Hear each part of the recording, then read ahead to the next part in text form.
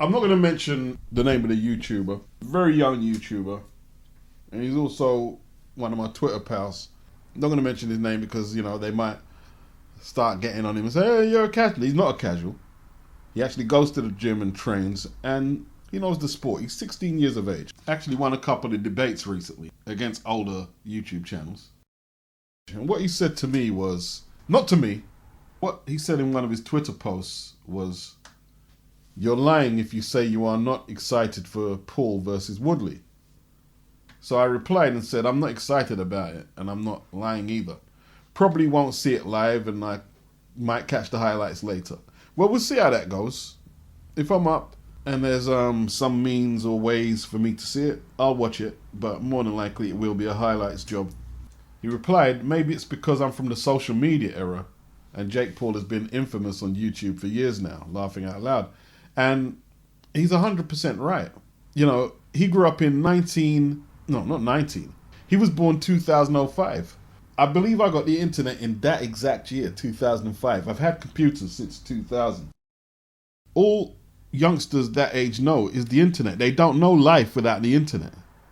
While, yes, there was social media in the early start of the millennium, but it wasn't social media as we know it today. So guys like Lennox Lewis, I saw his career from when he fought Amercan in 88 or 89 to the last fight against Vitaly Klitschko. I done saw Mike Tyson's career end around 2005, the same time that kid was born. Mike Tyson has reinvented himself as a social media fighter. Hector Mercedes, 1985, somewhere in New York, was Mike Tyson's first fight, his debut fight, March 1985. Did you know I didn't see Mike Tyson until maybe June 1986? But it's a different time and era. I knew everything about his career even before I saw him fight, by reading. Not by video, by reading. Mike Tyson is one of the most pivotal boxers ever. Mike had that reputation from the amateurs, one-round finishes, one-punch knockouts, won the Junior Olympics. He had Cus D'Amato, the trainer, who trained Jose Torres, Floyd Patterson, to world titles with that peekaboo style. He had Jim Jacobs, legendary New York boxing manager. Jacobs handled the likes of Wilfredo Benitez, Edwin Rosario, amongst other New York fighters. They had Clayton, Bill Clayton. And it's either you're a visionary or you're not a visionary. Team Tyson were just different. They videotaped all of Mike's come-up fights, apart from the Larry Sims fight. And Mike was finishing fights early. And what they did, they edited the video so you just have a highlight reel of knockouts. And they sent these videos to all the press members in New York, and I'm assuming around America. And without social media, Mike in his prime was probably the most famous human being on the planet. Like, I've had arguments with people across the pond. They would tell me, no, you're wrong, man. Jordan is bigger. Not in the United Kingdom. He wasn't. And Jordan was big. Trust me, Jordan got people into basketball big time. Right? But he wasn't bigger than Mike Tyson. Not in the UK. And I'm telling you, in most other territories, Jordan wasn't bigger than Mike Tyson. Maybe in America, where basketball is huge, Jordan was bigger. But not in the United Kingdom, which is the second biggest territory in terms of boxing, promotion, and events. Mike was huge. But all that cutting up highlight reels and whatever they were doing, that seems dated now. Why? Because the YouTube uploader will do all that. We've got YouTube channels that do that. Upload highlight reels of all types of knockout punches, and we get all types of videos. So that wouldn't work today like that. That wouldn't work. You got to now to work social media. Work it. But sometimes the right fighter and the right team all fall into place. And Mike just had the right team behind him. Like Jacobs developed the largest fight collection in the world. And we're talking fights from the 50s and stuff, where I don't know what he was using to record these fights off the television, but he got it done. And Don't ask me about all the legalities of how he managed to keep hold of the copyright of all the fight film they recorded. But, you know, there are certain copyright laws that after 50 years or whatever amount of years that the copyright will run out, and it's fair game, I'm guessing. And also, he'll be able to do deals with TV networks. You get a few solicitors on it to clear the licensing and who owns what. There's ways around things. So with a visionary like that, it was no doubt him who had the idea, and he spoke about it. We decided to film all of Mike Tyson's fights, and we edited the highlight reels and sent it all around the country, and it created a big buzz, massive buzz. So when Mike is 17-0, he signs a deal with ESPN.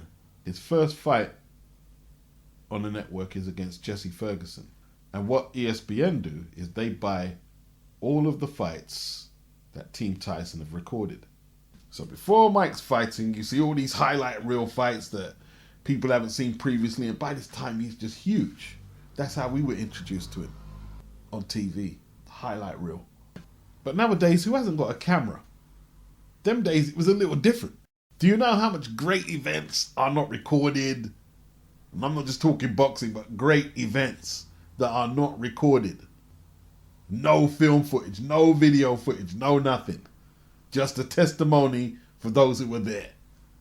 You see, for a 16-year-old, it's not far-fetched to think that a YouTuber could cross over to boxing and be a success, because the internet has changed a lot of things. If you create a buzz, you can start as a gamer or a regular YouTuber, and then you can diversify your portfolio with ease. Now, you can make the argument that boxing is fair game because it's so disorganized and so splintered that anyone can get fit, go to a boxing club and get a license. And if they've got 10 million subs on YouTube behind them, people are going to watch their fights. But that's true to a degree. But what if these TikTokers and YouTubers decided they were going to start a football league and compete that way? Basketball league, one-on-one basketball league. Why they picked on boxing, I'm not sure, actually. I'm not sure. The argument from across the pond is that, boxing just ain't popular over here, Beats. But I just have a feeling that these kids know enough to know a Mike Tyson or a Muhammad Ali and what they represented to the world. I think they know enough of what they represented, and I think they want to replicate. I think across the pond, you're forgetting what great a sport it is sometimes. Like, no disrespect to some rappers out there, but without social media, if they were trying to get on in the game before social media and it was just recommendation from who killed whatever open mic the other day and who's got some hot shit on mixtape or whatever, there's a lot of rappers who wouldn't make it today. They just wouldn't make it. You know, when Biggie had his demo, which he put together with his man, DJ 50 Grand, Mr. C circulated it to Matty C from the source, and people started hearing it. It was just Big's voice and his flow. They couldn't see what he looked like. It was just his rap. It wasn't, I've got clickbaits and clickbaits. But like Big said, things done changed. The internet changed a lot of things, like music. It changed how music was sold. The internet destroyed the record shop or the CD shop. Destroyed it. Like, if you're humming your tune right now, the most popular tune out there, if you're humming that, you can no longer go down your high street and purchase the CD, the single or the LP. You can no longer go into the supermarket and be buying your groceries and say, I like that CD, I'm going to pick it up. That's dead. You either download it illegally or legally online. There's one channel called Stunted Growth Music, and he talks about how mainly hip-hop artists had their growth stunted and didn't become what their potential suggested. And I'm not going to mention the artists they're talking about, but when the ringtone era went out in 2009, he talks about the flip phone era coming to an end, getting replaced by the flat iPhones and touchscreens. You know, the technology rendered the ringtone rapper useless. There was a lot of cats who came up on ringtones, and within 2 years their careers were over. So without people dialing to stay and connect online, that became antiquated, and the ringtones followed in getting played out. The ringtone rapper was finished. And social media because of what it done to the record shops and buying hard copies of records, the free 60 deal came into play, where the record labels are not just trying to recoup from your record sales now. They're not even just marketing you as an artist who does music.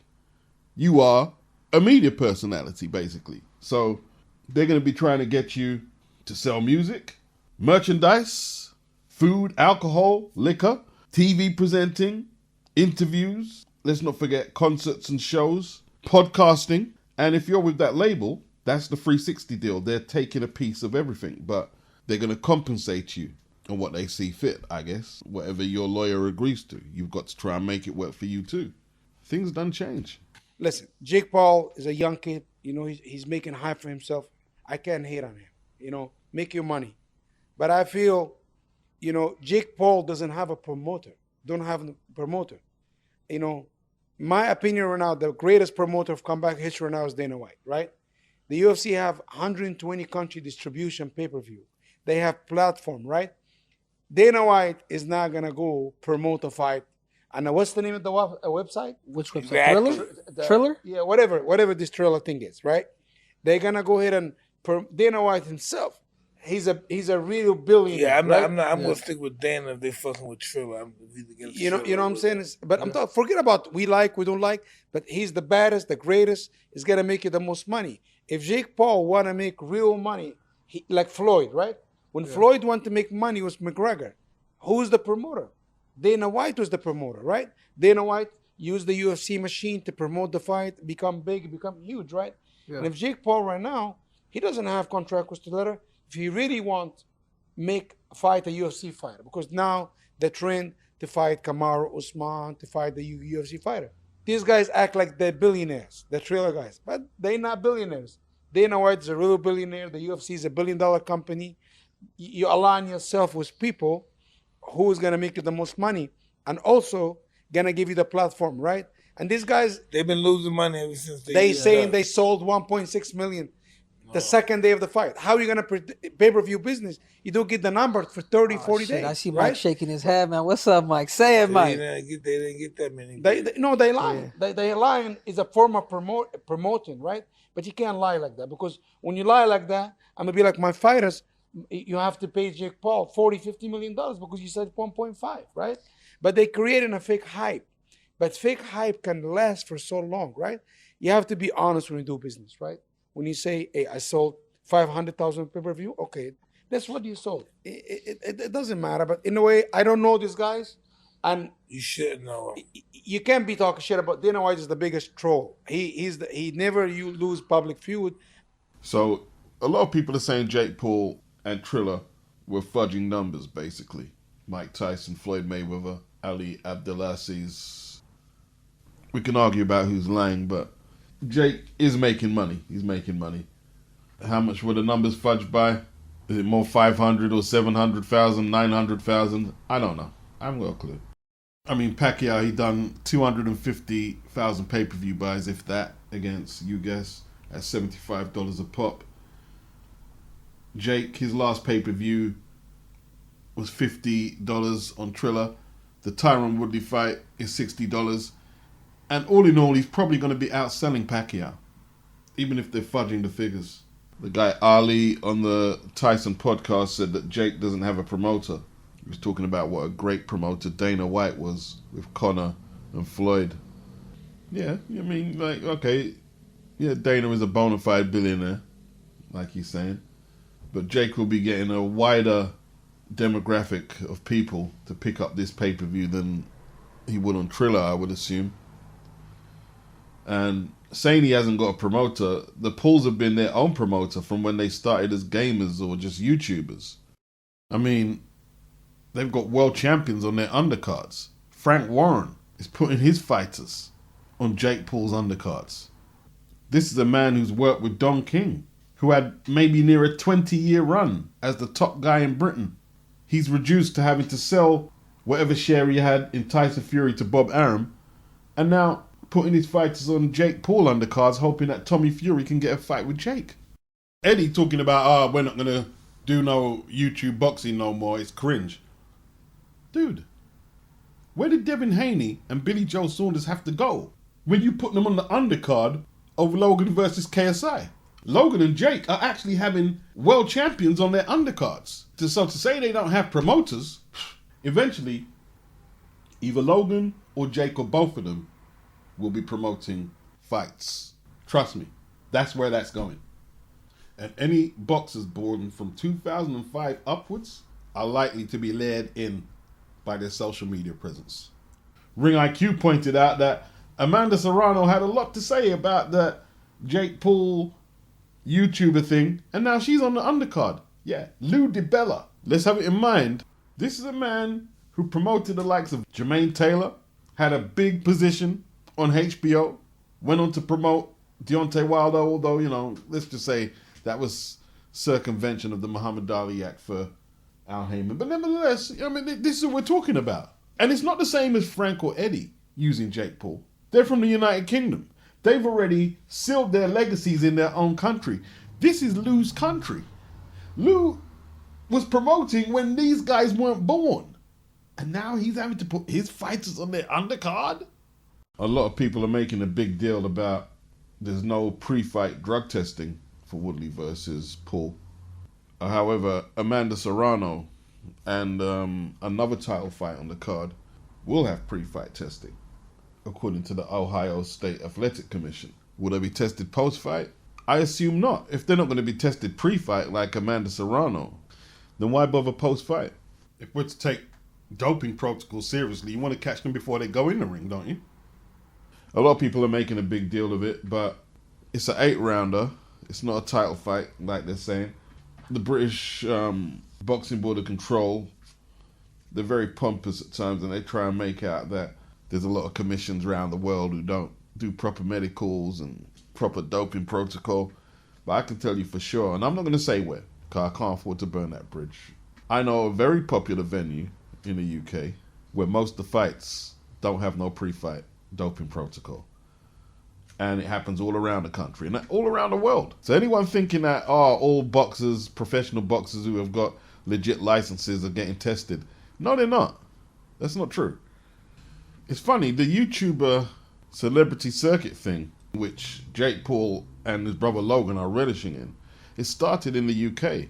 I believe with Joe Weller and then KSI. I don't know if Weller had a fight before he fought KSI, but it started here. Sold out the Copper Box, which has a 7,500 capacity. I want to pick on Frank Warren, but he was holding a whole load of shows there with Queensbury. How much of them sold out? I believe they had an undercard, some fringe personalities and rap and stuff on there. And then there was the Logan Paul fight. Logan Paul versus KSI at the Manchester Arena. Done a whole load of pay-per-view on YouTube. Sold a lot at the Manchester Arena. I don't know if it sold it out, but close enough to. The rematches in America, and now that circuit has stayed in America. And that circuit is not active in the UK right now, strangely enough. At least not in boxing, it's not active. Like KSI has crossover appeal in the UK, but he's not as big as Anthony Joshua. Nowhere near. Logan and Jake are arguably as popular as most American boxers out there. Deontay Wilder, he did 755,000 pay-per-view buys against Tyson Fury. So he's the closest that any conventional American boxer can get to Jake Paul. In terms of popularity, he's the closest. Now, before anyone gets it mistaken, I have nothing against Jake Paul. I have nothing against Tyrone Woodley. I have nothing against Logan Paul. I am not of the opinion that they're hurting boxing. And if they are hurting boxing, it's not their problem, really. It's not really their problem. Boxing is its own worst enemy. And it has to look within itself before it looks at anyone else. You know, like the WBA, look what we're doing for the sport. We're getting rid of all the interim belts. But the regular belts are still there. Because last time I checked on the rankings page I used, you still have at least 3 to 4 world champions, WBA champions, in the section reserved for champions or belt holders. Now, before I take a bow and bid you farewell, there's also the discussion of fight fixing. Now, before we tackle that briefly, America is very racially divided. So there are some pockets of activity where Tyrone has to win for the quote-unquote culture, and Jake for the white demographic, a certain white demographic, is the white hope, let's say. That's America. And look, it can happen in Britain too. It's happened in several fights historically in Britain. The other contentious point is we need Tyrone Woodley to win. And this is white, black, and all races who want that, because basically they're diehard boxing fans. And they want to see Jake Paul got rid of. They want him out there. He's destroying boxing. Now look, I don't know what the result of that fight is. But whether I was going to take the pro-black side of the debate, or if I was going to take he's bad for boxing, I was going to take that side of the debate, either one of you, I wouldn't get your hopes up. I wouldn't get your hopes up. I saw videos today where they went through the pros and cons of a potential fix. Now, I've always said this, yeah? You can support any fighter you want for whatever reason. But if you're going to be looking for boxing to do anything but be what it is, and that's a cynical money-making machine, a lot of you are going to be in for a disappointment when your agendas get wrecked and savaged by the brutal business of boxing. There's a lot of money invested into Jake Paul. This is his first fight on Showtime. Tyrone looks in good shape, and they're both roughly the same weight on the scales. But Jake is clearly the bigger man. And I would imagine rehydrating from yesterday is going to outweigh Tyrone considerably. Can Tyrone box? His MMA record means nothing here. It's two different sports.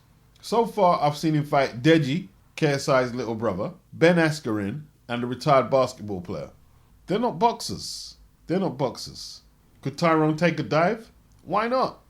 Boxing corrupt as anything. Like, I haven't seen the Akeem Ennis Maxwell fight, but by all accounts, Akeem Ennis beat him handily, but they gave the decision to the other man. I don't know why.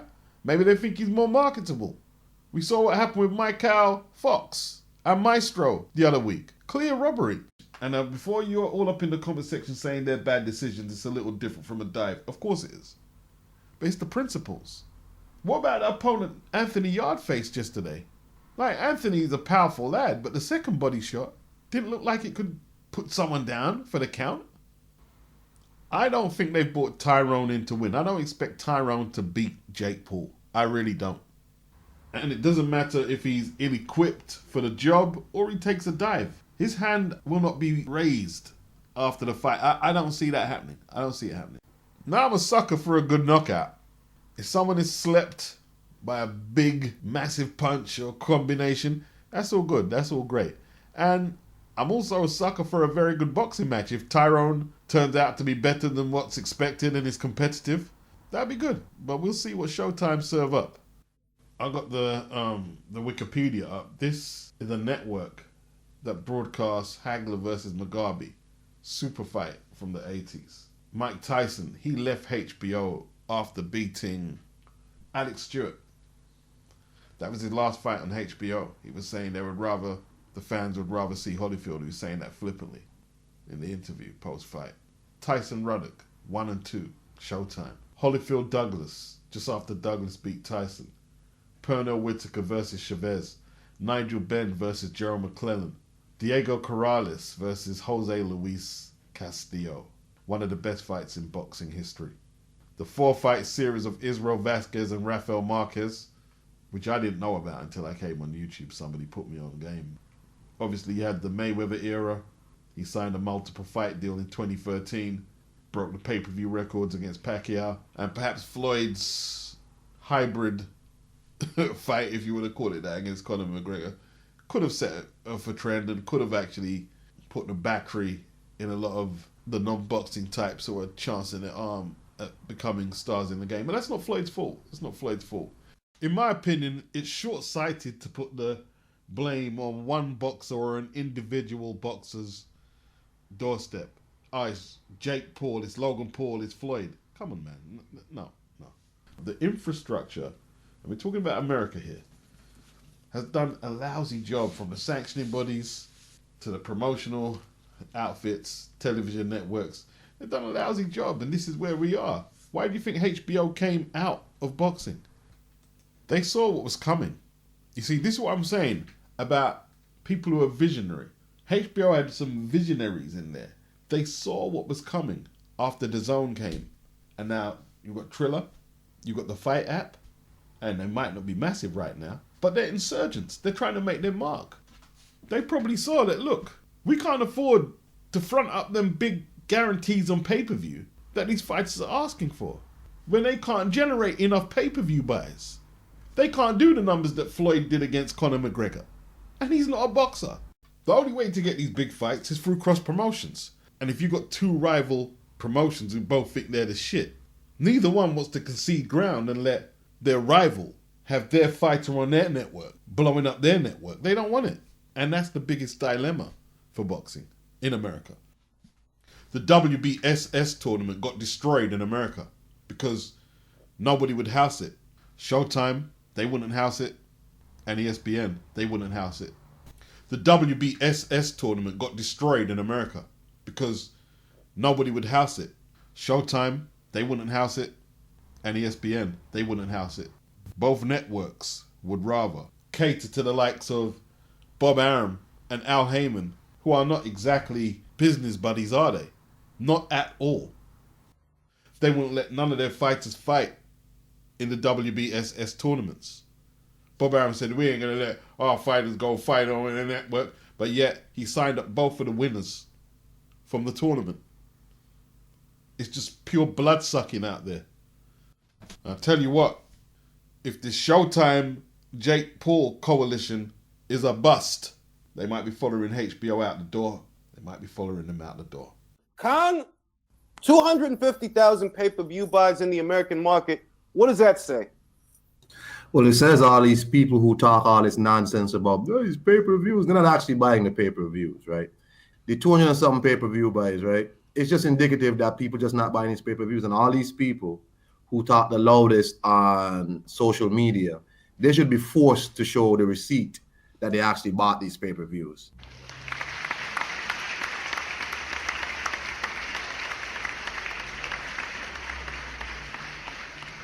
If your agenda was to see the Zone fail, and then you put up this piss poor argument that we don't watch apps to watch boxing over here, you sound like an idiot, first of all. If HBO are getting out the game because they don't believe pay-per-view is viable like that anymore, why are you saying you still want to watch boxing on pay-per-view if the app is the better option, cheaper option? If it is the better option, why are you not more open-minded? You keep saying we don't watch apps to watch boxing over here. We watch pay-per-view. And then when we look at the numbers, Manny Pacquiao can't even do 300,000 pay-per-view buys. And he's supposed to be a boxing legend. Tank Davis is supposed to be some big superstar, according to Leonard Ellerby. And look, I'm not going to get into if Tank's numbers against Barris were fudged. 250,000, if that's what he did, is not the numbers of a superstar. Strike while the iron's hot. A lot of American fighters on the PBC are supposed to be free agents. Missed out on some great opportunities when DAZN was throwing cash about. Charlos, they laughed at the proposition of the DAZN money. One of them ducked Canelo. Broner. DAZN won't be getting out of boxing because American boxing is failing, because they're not focused on American boxing succeeding to justify broadcasting boxing. They know the Saudis are out there. If Tyson Fury can get past the bronze bomber, they know they're out there. Usyk is going to have to convince me that he can beat Anthony Joshua. I don't see it.